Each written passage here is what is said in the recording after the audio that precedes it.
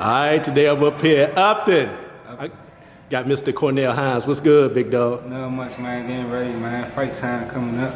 When is your next fight coming up? Coach Calvin just told me January, maybe, possibly. January, possibly? Yeah, January. Now, for people that don't know, man, straight out of D.C., Northeast, man. Talk about DC, life yeah. growing up in Northeast D.C., man. Man, it's crazy, you know. Of course, it's people you looking up to, you know, that's doing wrong. So, of course, you're gonna do wrong. You know, you don't got a role model growing up there. You know what I'm saying? It's hard to really make it. Now, what kept you out the streets, man, and in the gym? To be honest, nothing kept me out of the streets. I was in the streets, so it's, I could say the streets kept me in the gym. More so, one of my last charges as a juvenile, I basically got I had a volunteer mentor. So, you know, he basically was on top of me. I got interested in boxing while incarcerated, and he just kept me, you know, basically focused. I was still getting in trouble here and there, but I already been started boxing, so, you know, I had to build a love for it. So it was like I just kept doing it and kept grinding. Then eventually, you know, it just, as I got better, it was just like, okay, I'm sticking with it. Actually, how did you get started with boxing? I was like 15 years old. I was incarcerated as a juvenile, waiting on a trial, basically. So a guy I know that was boxing, he was boxing up Buddy's gym, actually, old school boxing. And I was like, he basically was my friend, and I was watching him beat people up, and I'm like, man, you could fight. Like, I know I could fight, but you could fight. So he's like, yeah, I box at old school. So when I came out, I'm like, the closest gym to me was Bennett Park gym. So I was like, I want to go there.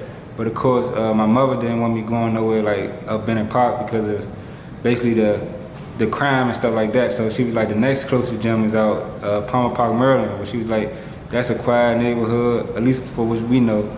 I learned later that it's not. You know, that's still a little dangerous neighborhood, but it's way better than, you know, Bennett Park. So I started out there, Sugar Ray Leonard gym, and 15 kept it moving. Let me ask you, look, for a lot of people would they consider that a late start? At the age of 15? I wouldn't say 15, more so like 18, 19, 20. Oh, okay. Yeah, I wouldn't consider 15 a late start. Now, what did your friends think, man, once you got started with boxing?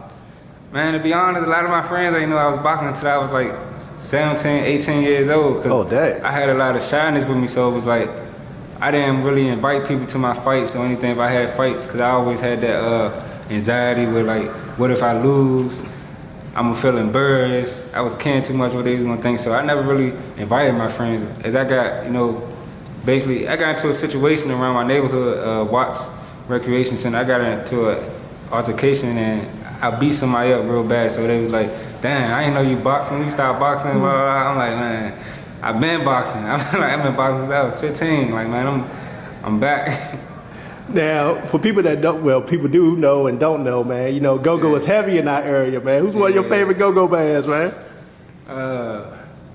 T.O.B. in Backyard. Backyard? T.O.B. My father played for High Coast Sweat. Stop playing, for real? Yeah. Oh, that's what's My up, uncle, man. He was the lead Mike, Slick Rick. Oh, that's what's up, man. Yeah. Oh, yeah, I love Back, man. I remember going up to the Ibex every Tuesday night to see them, man. Yeah, my other uncle was with Chuck Brown. He got killed in the club, I believe. So I got a lot of family members in the go-go area. Yeah, I'm real tight with Chuck's son, Nikos Brown. Okay. That's my man. So, man, just thinking about, how did you make your way up to Upton with Coach Calvin and Coach Kenny? So I was training with Mark Two Shot Johnson, and he basically was having a talk with me, and we basically was like, you know, I wouldn't mind. He was like, sometimes you have to go other places to basically take off to get better and stuff like that. And he was saying basically he wouldn't mind if I go somewhere else, we'll still be family, stuff like that. So, you know, at the time I never really thought of going anywhere else. I was like, this is the only person I really ever saw myself with. Then I basically did my options in the area. I was thinking about Mike Fox's gym, but I was told they train at night, and I was like, I don't really want to train at night. So I looked at all the other gyms, was like, nah, I was like, I'm gonna just come up here Upton. Then Remo was up here, so, you know, he was like family, so I took his advice, came up here. Now I gotta ask you, man, for people that don't know, you're a Moor. Right. Talk about that, man. Yeah. Moor, man. I got into Moor, that's a family thing, you know, grandfather. Not really too religious as I was back in the day, but, you know, I started out as a Sunni Muslim, when I was younger, but I became a Moor over time, just hanging with my grandfather basically. Explain what being a Moor is, man, as a black Moor. man. You don't say black, that's right. Y'all don't use that.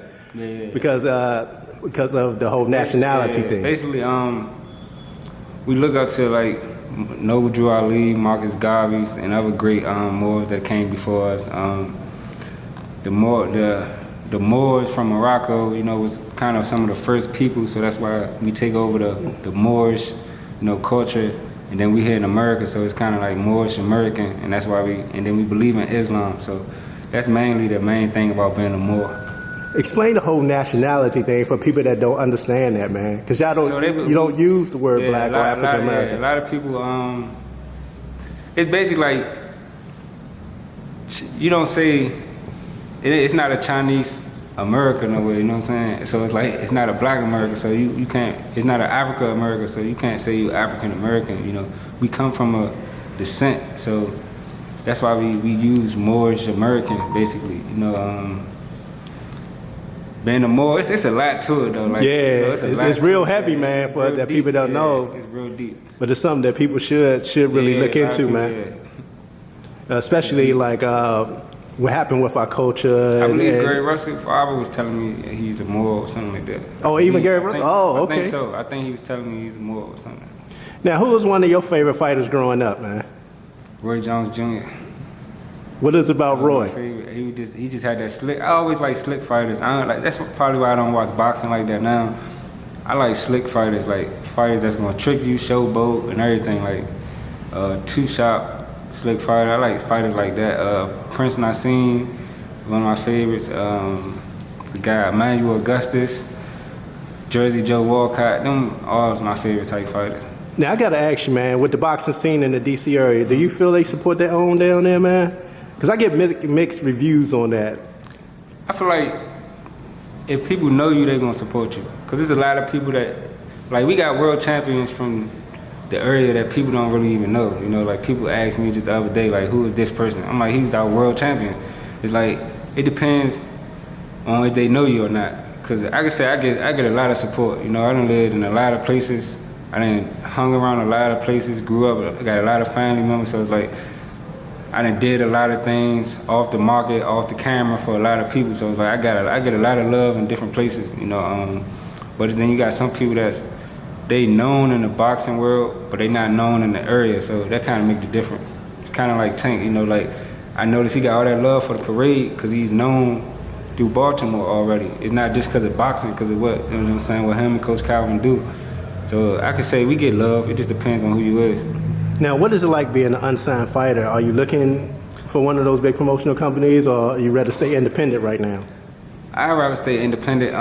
Coming from, I was just talking about this earlier, coming from Golden Boy, being a Golden Boy, Sandy, and then to not having nobody, it's kind of awkward. I know like the money I was just making, I'm not gonna make on the first fight back, but I'm ready to get back on the right track basically. Like it showed me that you gotta really be guided the right way. You gotta really have the right people around you.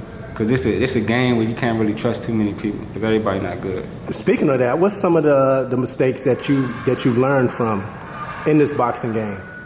You gotta watch your contracts clearly. Like you gotta watch what you sign. Things gotta benefit you more than anything because you the fighter. You getting in there. If somebody really was your investment, they won't put you in harm's way. That's the main thing that I learned. Like you can't. If I'm investing in you, my goal is to get you to the top. So basically, I can come up too. Nobody's doing nothing just for free. Everybody gotta make money somehow. But if I want to make money, you gotta make money. So if I'm really investing in you and I really got your best interest, I'm not gonna put you in no type of way where you gonna mess my money up or your money. Yeah, that's one of the things. That's I really learned. That's one of the things I heard Truck talk about a lot. That's why he hadn't signed yet. Right. Thinking about his best interest. Yeah, because Truck doing a lot of things on his own right now. So it's like, he don't really need nobody right now. He could just wait like he doing and then, do a top bid for real. I'm pretty sure everybody want to sign him. Now, I got to ask you, man, just in life in general, man, what's one of the toughest things that you've been through in your life and how did you overcome it? For those that might be going through life struggles.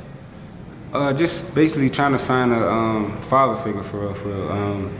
it's kind of hard when you don't got a father figure growing up. So it's like you basically any older figure that you come across is going to become your father figure. So it's like you're going to just look up to people, and that was one of my problems growing up. You know, I was seeking love and guidance from someone that wasn't giving it to me. So it was like I would just go on to anybody, you know, any older person that was doing whatever they was doing. I was just looking up to them, like believing basically whatever they said because they was older. So you gotta just be patient. You gotta have self-love of yourself. You gotta recognize, you know, when somebody's real and when they's not, basically.